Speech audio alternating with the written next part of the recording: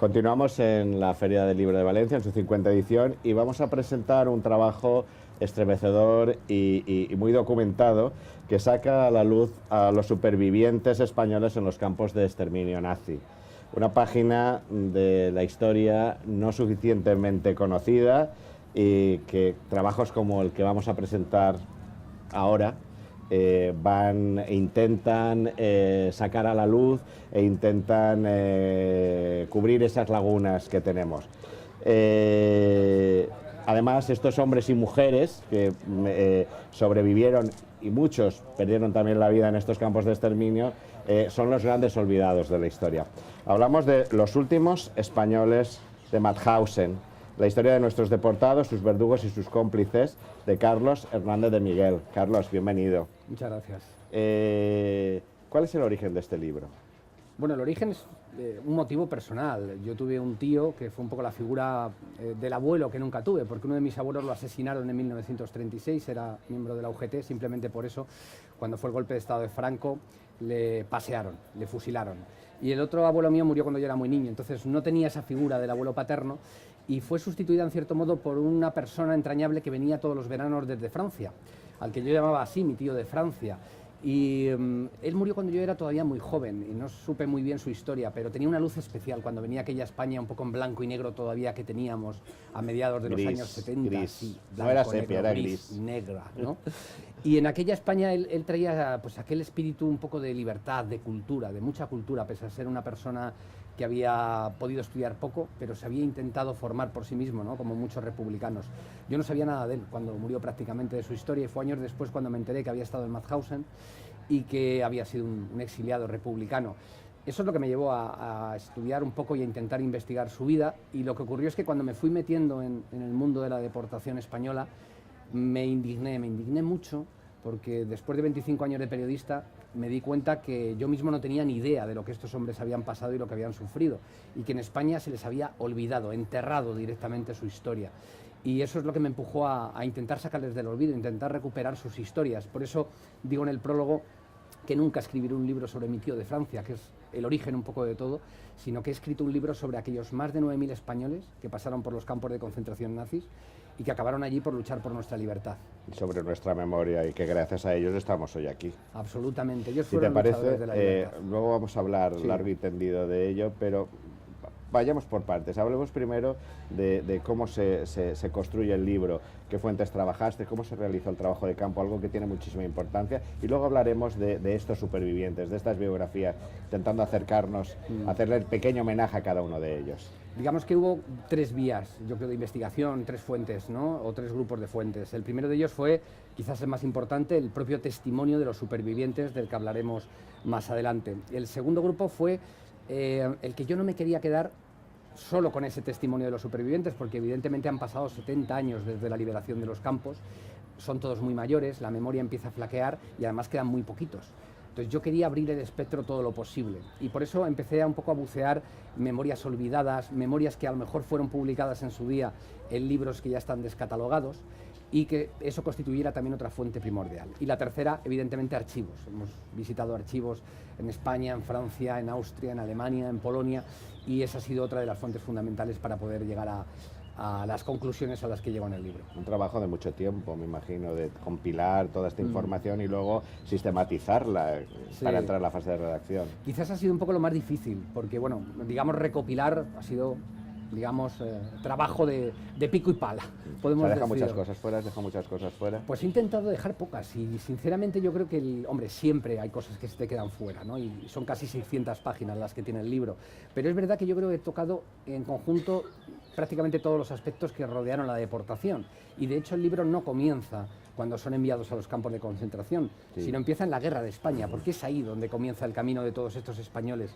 hacia los campos de concentración, en la lucha por la libertad en España en contra del golpe de Estado franquista. Y tampoco termina cuando les liberan, sino que sigue con el olvido al que fueron sometidos, primero por los propios aliados que dejaron a Franco en el poder de forma sorprendente, habiendo sido un aliado de Hitler como fue, y luego por el olvido, el segundo olvido, que fue quizás el que más le dolió a ellos, que fue el de la democracia. Carlos, ¿por qué cuesta tanto reconocer que es una única guerra que se inicia en España y continúa en Europa. Y Bueno, tarda muchos años en cerrarse esa guerra. Porque quienes ganaron la guerra en España, que fueron los que la perdieron en Europa, durante 40 años han escrito la historia de este país. Y la han escrito de forma torticera, y el problema es que en la transición, debido a los condicionamientos que hubo, yo siempre digo, y lo digo abiertamente, que aquella transición, es un hecho evidente, se hizo con una pistola en la cabeza. Los políticos tenían la pistola en la cabeza de los militares, que estaban amenazando con el golpe de Estado permanentemente. De hecho, tuvimos la prueba el 23 de febrero del 81, con aquel intento de golpe de Estado y con otras intentonas. Bueno, pues claro, ellos eran los herederos del franquismo, aquellos que tenían la pistola en la mano. Con lo cual los demócratas lo único que pudieron hacer es recuperar nuestras libertades, y a cambio de ello tuvieron que pagar un precio muy alto. Entre otras cosas, darle impunidad a los verdugos y el olvido para todos aquellos que habían luchado por la libertad. Ese es el origen de todo. Y olvido incluso a estos supervivientes en la ley de la memoria histórica. Sí, en la ley de la memoria histórica, que nació con buenos, yo creo que con buenos fines y con un buen objetivo, se quedó en nada, se quedó descafeinada. Precisamente porque siempre ha habido ese, no sé, ese temor, dicen, a reabrir heridas o a no pasar página, cuando yo siempre digo que primero, antes de pasar página, hay que leerla y hay que escribirla como realmente ocurrió. Y en este país eso no lo hemos hecho. Es sorprendente que Alemania, que fue precisamente quien originó todo y quien tendría muchos más problemas para poder haber afrontado este tema, lo hizo sin ningún tipo de complejo, reconoció lo que había ocurrido, que habían tenido un movimiento como era el movimiento nazi, que fue un auténtico desastre y que provocó lo que provocó, y no pasa nada. Y lo tenían mucho más difícil porque el 90% de los abuelos de los alemanes de hoy eran SS o eran miembros del partido nazi. Y lo han reconocido. Hasta y no hace pasa poco nada. ha salido Claro. un guardián. Por supuesto. Y no se trata de criminalizar en sí a cada uno de aquellos abuelos, porque hubo muchos condicionantes, etcétera, etcétera. Pero se trata de poner las cosas en su sitio. Bueno, pues esa página todavía aquí no la hemos escrito. Aquí todavía, si tú dices que la República era una democracia y que hubo un golpe de Estado franquista que acabó con ella, un golpe de Estado franquista, te dicen que es una opinión. Dices, no, señor, eso no es una opinión. La República llegó al poder por el voto de los españoles. Podía tener muchos defectos, y podemos estar de acuerdo con que había muchos defectos, claro que sí, pero eso no legitima dar un golpe de Estado. De hecho, si no, podríamos decir, ahora quienes están en contra del gobierno de Rajoy están legitimados para dar un golpe de Estado. Obviamente no. Habrá que esperar que sean las urnas las que decidan. Bueno, pues esto que estoy diciendo, que parece, yo creo, tan obvio, todavía te dicen que es una opinión.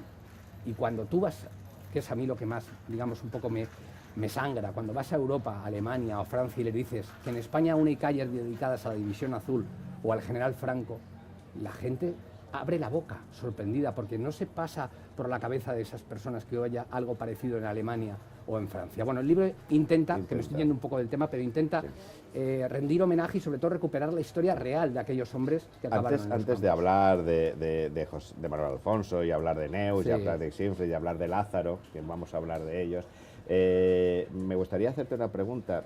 Tú haces un trabajo por dar visibilidad, por dar dignidad a los últimos españoles de Mauthausen. Sin embargo, hace unos meses apareció un libro que ha sido un gran éxito de ventas, que fue el gran libro de las Navidades, de Javier Cercas, El impostor, donde habla del sindicalista Enric Marco, que se hizo pasar por superviviente de los campos de exterminio durante años. Ese libro ha salido, pero ¿no crees que hace mucho daño el contar, tal como hilando con lo que tú estabas diciendo, ¿no? Sí. Es decir, divulgar este tema, que hay que divulgarlo, evidentemente, Sí, sin ¿no? duda. Eso sí, pero que la historia de estas personas que fueron supervivientes, que lucharon, no queda un poco ensombrecida, o les haces poner una espada de Damocles sobre sus propias biografías. Claro, el principal problema, y volvemos a lo mismo del principio, es que como no hemos escrito la historia, que se conozca primero por muchos ciudadanos que no conocían ni siquiera que había habido españoles en los campos de concentración nazis, y sin embargo sí saben que ha habido un impostor. Ahí es donde está el problema, que como no conocíamos la historia como era, el conocer exclusivamente esta anécdota triste, lamentable, y que hay que condenar, por supuesto, no, lo que por hizo, supuesto. sin ningún tipo de dudas, pues es lo que, digamos, a mí me parece injusto. Injusto con estos más de 9.000 hombres y mujeres que estuvieron en los campos de concentración. Yo digo que, en cierto modo, es verdad que el libro de Cercas salió cuando yo estaba todavía acabando de preparar pero digo que, en cierto modo, frente a un solo impostor, mi libro precisamente ha pretendido recoger la historia de los 9.300 que no lo fueron, todo lo contrario, que estuvieron allí y que sufrieron muchísimo por defender nuestra libertad. O sea que sí, yo me he quedado también con ese sabor que dices tú, muy amargo de ver cómo se ha puesto en un primer nivel a un farsante, que no era otra cosa, y eso ha eclipsado precisamente a los 9.300 héroes que hay debajo de él. Hablar de los supervivientes de los campos de exterminio es también hablar y recordar a Primo Levi, el superviviente del Holocausto, y que por encima de todo la dignidad del ser humano. Esto es un hombre. Sí. ¿Qué parangón podríamos hacer con ese pensamiento de esto es un hombre de Primo Levi y Carlos Hernández de Miguel y los supervivientes de Mauthausen? Bueno, lo que Primo Levi cuenta en todas sus memorias, la verdad es que se repite con matices, evidentemente, en los testimonios de nuestros españoles, porque es que sufrieron absolutamente lo mismo, ¿no? En el caso de Levi estuvo en Auschwitz-Monowitz. ¿No quisieron tampoco quitarse y reivindicar su traje rayado? Sí, hubo un poco de todo, ¿no? Porque es verdad que cada deportado después de la liberación lo vivió de forma muy diferente, ¿no? Pero es verdad que todos, por ejemplo, tienen algo muy en común con Primo Levi, que es el sentimiento de culpa. Tienen un sentimiento de culpa arraigado de por qué yo salí con vida allí, mis compañeros, en cambio, se quedaron entre las alambradas nazis. Ese sentimiento de culpa que Primo Levi constantemente lo está mencionando en sus memorias y en sus obras, es muy repetido por los españoles. Además hay algo que a mí me parece también muy significativo al hilo de lo que me preguntas.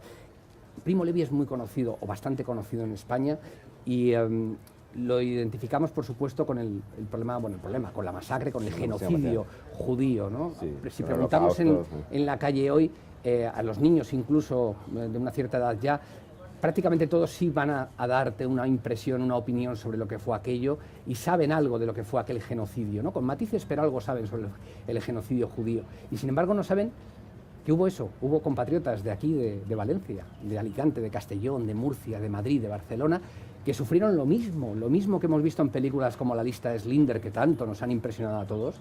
Oye, es que Paco de Murcia lo sufrió, es que Antonio de Alicante también lo sufrió, exactamente lo mismo y por motivos muy parecidos. En el caso de los judíos fue un motivo más racial, ¿no? Un motivo racista que tenían los alemanes hacia ellos, también económico, porque hubo mucho de saqueo, ¿no? De la comunidad judía, y en el caso de los españoles fue una cuestión ideológica, eran enemigos porque eran, a mí me gusta siempre decir demócratas, eran demócratas, había comunistas, pero había también socialistas, había republicanos, había anarquistas, eran todos demócratas. Y tenían muy claro que la guerra no había terminado. Tenían claro que la guerra no había terminado, evidentemente, sino que era simplemente una continuación de la guerra que comenzó en España. Pues recuperemos esa memoria y recuperemos esa dignidad y su lucha por la libertad y la democracia. Hablemos de José, de Manuel, presentárnoslos. Bueno, es que los supervivientes son increíbles. La verdad es que conocerles para mí ha sido, yo creo que uno de los mayores privilegios que me ha dado la vida, pero sinceramente, porque esa luz de la que he hablado un poco antes cuando me refería a mi tío que también estuvo en Mauthausen, la tienen todos ellos. Lo primero que te sorprende es la falta de rencor absoluta que tienen. Les preguntas sobre los alemanes, no los de hoy evidentemente, sino sobre los de ayer, bueno, sobre todo lo que han sufrido, lo mucho que han estado olvidados. No sale un atisbo de rencor de ellos. No hay forma de arrancárselo, incluso por mucho que el periodista intente insistir para ver si cuentan algo que no quieren contar. No, es que no tienen rencor, es increíble. Lo que todos ellos sí coinciden es que no se puede olvidar lo que ocurrió en los campos de concentración. No se puede olvidar porque el riesgo de que se repita no es tan ficticio, no es una amenaza fantasma. Y solo hay que mirar lo que está ocurriendo en Grecia. Tercera fuerza política, un partido neonazi. Ellos viven, los pocos supervivientes españoles de los campos nazis viven en Francia.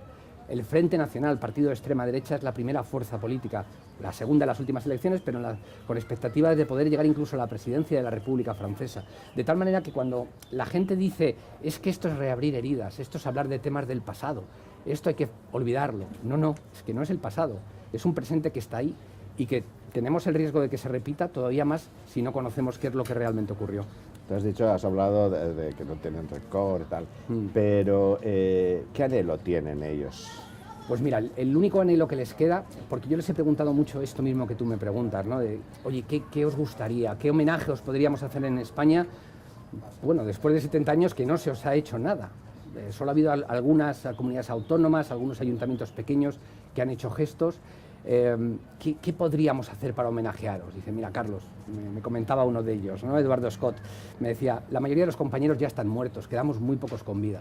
El único homenaje que nos podéis hacer, que se sepa la verdad. No queremos nada, solo que se sepa la verdad de lo que ocurrió, no solo en los campos nazis, sino también en la guerra de España, por qué luchamos, que no éramos rojos, como se dice, de forma muy despectiva, ¿no? Porque es un término que además acuñaron los franquistas. Este es un término franquista, el de rojos. Claro que había rojos, había comunistas en la República, pero es que había socialistas, había anarquistas, había conservadores, gente de derechas, que era republicana, en fin, era una amalgama los demócratas. Lo que eran estos señores era demócratas, exclusivamente. Entonces, eso es lo que ellos quieren, que se conozca realmente la verdad y que no sigamos aquí equiparando, como sigue ocurriendo, víctimas y verdugos, no hagamos homenajes a la División Azul, en fin, este tipo de cosas que, como te digo, cuando vas a Europa recordemos cómo es ese párrafo donde presentas a Eduardo Scott. Sí. Con solo 19 años alcanzó el grado de teniente del ejército republicano. A su llegada a Mauthausen le dieron un uniforme rayado en el que podía verse agujeros de bala y restos de sangre. Trabajó en la cantera y en los subcampos de Bryanston y Stade, y su habilidad como zapatero le permitió sobrevivir. Sí. Esta es una de las historias que aparece en este libro. Sí, hay muchos patrones comunes. Quizás esta primera parte de la entrevista la hemos dedicado mucho a cuestión política, vamos a entrar ya más en la cuestión humana. La cuestión humana. Emociona leerlo. Sí, emociona mucho, y cuando te lo cuentan ellos y les ves que después de 70 años siguen llorando, cuando recuerdan cómo mataban incluso a sus padres en algunos de los casos, a sus hermanos, porque los encerraron juntos. Por ejemplo, el caso de Neus, cuando es interrogada por Neus Català, fue miembro de la resistencia francesa, detenida, interrogada y torturada por la Gestapo. Estuvo prisionera en los campos de concentración de Ravensbrück y Flossenbürg, junto a otras deportadas. Realizó diversas acciones de sabotaje en la fábrica de armamentos en la que trabajaba. Claro, al hilo de esto que me dices de Neus... Aquí la tenemos, lo podemos ver, le echamos a cámara donde aparece... Es muy importante que la mencionemos y que hablemos de ella, porque si los españoles deportados son los olvidados, las mujeres deportadas aún más olvidadas. Y fueron al menos 300. Y esto me sirve además para hablar de un tema que a mí me parece también muy relevante. Todas ellas habían sido miembros de la resistencia en Francia. Siempre cuando hablamos de la resistencia como un grupo mítico casi, ¿no?, que luchó contra los alemanes, contra los nazis y luchó por la libertad, pensamos en franceses, ¿no? La resistencia, de hecho, suele tener un apellido, que es resistencia francesa. Bueno, la resistencia nació principalmente de los españoles. Y los españoles liberaron París, no olvidemos. También fueron de los primeros en entrar en París, pero es cierto que la experiencia que los españoles exiliados tenían por la guerra de España, claro, les permitió, cuando llegó la ocupación alemana, tener una formación que había muchos franceses que no tenían. Entonces, los primeros grupos de la resistencia fueron de españoles. Centenares de españoles murieron combatiendo contra los nazis en Alemania. Y entre ellas muchísimas mujeres que algunas fueron fusiladas, torturadas, bueno, pasaron por todo tipo de penurias. Y muchas de ellas, alrededor de 300, puede que sean más, fueron detenidas por la Gestapo, torturadas y enviadas a campos de concentración. La mayoría estuvieron en Ravensbrück. Y yo llego a decir en el libro que las mujeres incluso eran más peleonas, eran más rebeldes que los hombres, porque ellas protagonizaron precisamente al menos que yo sepa, la única huelga que se hizo en Mauthausen, que se negaron un día a trabajar. Eran los momentos finales de la guerra, estaban muriendo muchas compañeras suyas en los bombardeos aliados y los alemanes les obligaban a trabajar retirando escombros en aquellos lugares donde estaban bombardeando. Bueno, pues ellas se plantaron ante aquellas, en este caso eran mujeres SS, las guardianas, y dijeron que no iban a ir a trabajar sabiendo que se jugaban ser fusiladas. Bueno, ese plante lo hicieron mujeres españolas junto con de otras nacionalidades también, había francesas, había checas, soviéticas, etcétera, y tuvieron, como digo, un poco incluso más coraje casi que los hombres que pasaron por ese mismo trance. Si te parece, vamos a hacer extensible esta conversación que estamos manteniendo a dos bandas, la vamos a hacer a tres, ya múltiples bandas, ¿no? Y a las personas que nos están escuchando, si quieren formularte alguna pregunta. ¿Queréis formular alguna pregunta? Venga, al ataque. Os pido que le veis la voz. Sí. Sí. Cuando hablas del informe, la trayectoria de Tomás Stalin, hablas del PC, cómo matar un poco a los supervivientes, le dice traidores, todo siguiendo un poco las pautas de Stalin. Sí. Quisiera saber si luego en la posibilidad se ha redimido el partido, ha hecho buen homenaje a sus deportados, porque era la principal organización que había en Mauthausen, ¿no? Si claro. ha habido actos de homenaje por parte del partido que ha redimido un poco ese maltrato. Sí, por si alguien no ha oído la pregunta, lo que me dice es uno de los capítulos. Claro, yo he intentado, como muy bien me preguntabas al principio, tocar todos los aspectos. Hablo mucho de la responsabilidad franquista, hablo de la responsabilidad alemana, de la francesa, pero también hablo de la responsabilidad que tuvo Stalin, efectivamente. Stalin, la Unión Soviética y algunas injusticias tremendas que cometió el Partido Comunista. Se refiere concretamente a la pregunta al maltrato que recibieron, sorprendentemente, los supervivientes comunistas españoles a su regreso a Francia por parte de la dirección comunista en el exilio del Partido Comunista de España. Yo le dedico un capítulo a eso y a Stalin. Bueno, para quien no lo sepa, efectivamente al volver de los campos, los comunistas se encontraron con una situación increíble. Y es que Stalin había, dentro de esa locura en la que vivía, consideraba que si habían sobrevivido, incluyendo sus propios prisioneros soviéticos, era porque de alguna manera habían sido cómplices de los alemanes, que si no, no había sido posible que sobrevivieran al cautiverio en los campos de concentración. Y entonces, esa etiqueta de traidores, de cómplices, les persiguió. De hecho, hubo muchos soviéticos que acabaron en gulags. Después de salvarse de los campos nazis, Stalin los mandó a gulags en Siberia, ¿no? Y en el caso del PCE, efectivamente, el Partido Comunista Francés también le ocurrió. Eran muy stalinistas en aquel momento, después de la guerra, y seguían mucho aquellas directrices y compraron el discurso, compraron ese discurso de que eran traidores, o al menos tenían la duda, la sospecha, ¿no? Y bueno, la reunión fue terrible cuando llegaron a Francia, les obligaron a sentarse en el suelo mientras la dirección permanecía de pie y fueron expulsados del partido. Es verdad que los propios liberados, los exprisioneros, no toleraron aquello y dijeron, poco más o menos, mira, ahí os quedáis y nosotros nos vamos, ¿no?, después de todo esto. Sí es verdad, ya te respondo a tu pregunta, que eso se corrigió. No pasaron muchos años hasta que esa corriente y esa, digamos, doctrina estúpida que había marcado Stalin se cayó por su propio peso y fueron readmitidos en el partido y se les hizo homenaje. Y de hecho, yo te diría que la gran mayoría de los deportados que hoy sobreviven siguen siendo militantes del Partido Comunista de España. O sea que se corrigió al menos ese tremendo y terrible error. ¿Alguna pregunta más? Bueno, además veo que hay familiares de deportados, supervivientes, sí, que es un honor para mí que estén aquí como... Muchas gracias. Como bueno, ¿quién es el familiar? Pues es Gabriel Estany, es nieto de Luis Estany, sí, un deportado de aquí de la Comunidad Valenciana que sobrevivió, que me ha ayudado mucho en la elaboración del libro porque me pasó testimonios de su abuelo. Su abuelo era una persona a la que no tuve el gusto de conocer porque falleció antes de que yo empezara con la investigación, pero que tuvo que ser Pero me gustaría que recuperaras su memoria, su figura y su dignidad, que sí, nos recordara su biografía, sí, o bueno, que nos la recordara su... Claro, yo creo que sería Gabriel la persona que tendría que recuperar la memoria, que decirnos algo sobre Luis, porque estuvo con él hasta el final. Y además, de hecho, esto es muy importante. La memoria de los deportados, se nos están muriendo todos porque son muy mayores, depende en primer lugar de los familiares y de los descendientes, luego del resto, de quienes no tengamos, aunque no tengamos, yo tengo alguno, pero aunque no tuviéramos vínculos con ellos, habría que estar ahí para preservarla. Y Gabriel precisamente sacar del olvido, que no se olvide, que no se olvide. Por supuesto, que no se olvide, ¿no? Pero Gabriel, bueno, yo creo que un poco se conjuró para que esa memoria de su abuelo no se perdiera en el olvido, y cada periodista que le llamamos para preguntarle y demás se vuelca en entregarnos todo tipo de información. O sea que a mí me encantaría que al menos nos dijeras, esto es un poco a salto, amigo, pero espero que me lo permitas, que nos digas, no sé, unas breves pinceladas de lo que fue tu abuelo.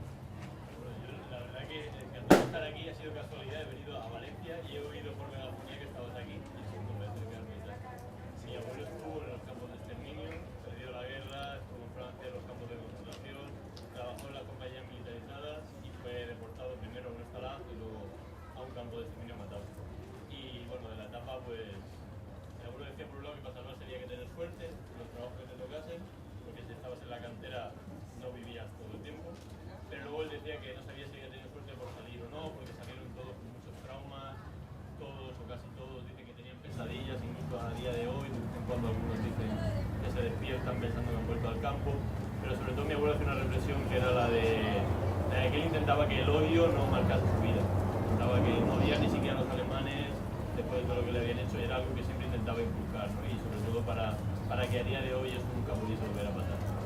Y bueno, en Europa parece muy lejano, pero en otros sitios este tipo de cosas todavía pasan un poquito. En África, por ejemplo, hay cosas similares a los campos de exterminio. No tanta locura a lo mejor, pero todavía hay un maltrato hacia gente diferente.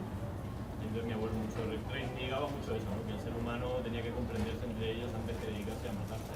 Bueno, claro. Muchísimas gracias. Con esas palabras.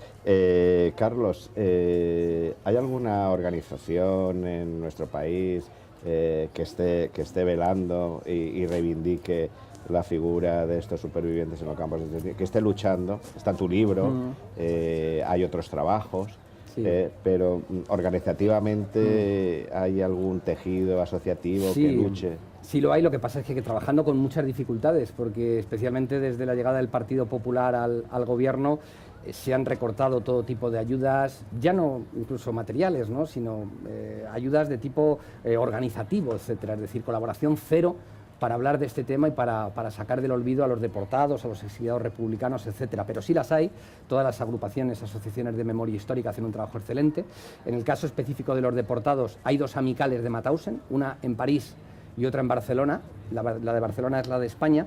En cualquier caso, las 2, incluyendo la de París, es muy recomendable, son muy recomendables, porque no olvidemos que como quedaron todos en el exilio, la mayoría de nuestros deportados se agruparon en torno a esa amical francesa, con lo cual la amical de Mauthausen, tanto la de París como la que tiene la sede en Barcelona, que es la nacional, hacen un trabajo desde luego increíble por intentar preservar la memoria y sobre todo tenemos que dar un paso en cuanto a los jóvenes, porque a mí me da mucha envidia cuando he estado en Mauthausen varias veces o en Auschwitz, ver los autobuses llenos de escolares de Austria, de Alemania, de esos países que precisamente originaron la guerra y provocaron todo este desastre, cómo visitan los campos para conocer lo que ocurrió. Y sin embargo aquí, nada de nada, ni siquiera estudiamos nuestra propia historia como realmente ocurrió. Me da mucha envidia, creo que somos realmente una anomalía democrática, y hay que decirlo así, en el resto de Europa. No hay ningún otro país con calles y con plazas dedicadas a franquistas, ni ningún país que todavía esté debatiendo su historia reciente y poniendo en duda si los fascistas eran exactamente igual que los que lucharon por la libertad. Bueno, esto en grandes trazos es lo que todavía nos ocurre en nuestro país.